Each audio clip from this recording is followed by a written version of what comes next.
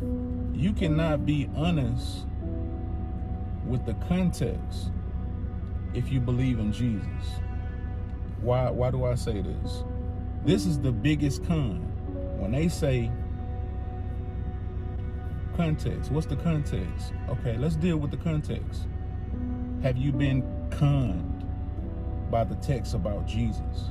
Because just like you are hijacking stories about other people. What do Christians do? What do Israelites do?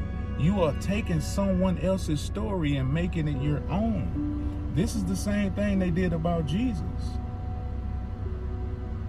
When you go to the Old Testament, Isaiah 53 was never about Jesus. It was about Israel. They're taking out of Egypt I have called my son, and they're making it about a man that it wasn't about.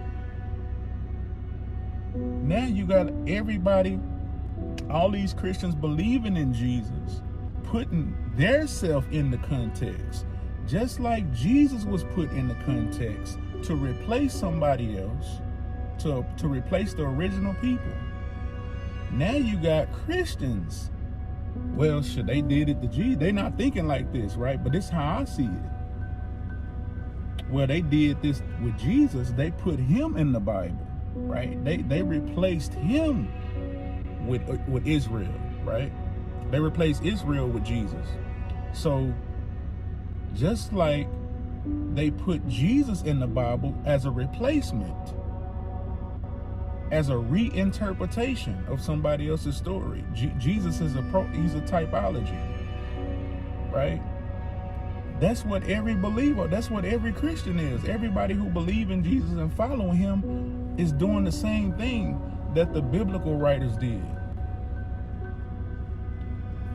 They're putting their self in the Bible. The Bible is not about you, but you're stealing somebody else's story. You stealing somebody else's history that wasn't even history. It was his story.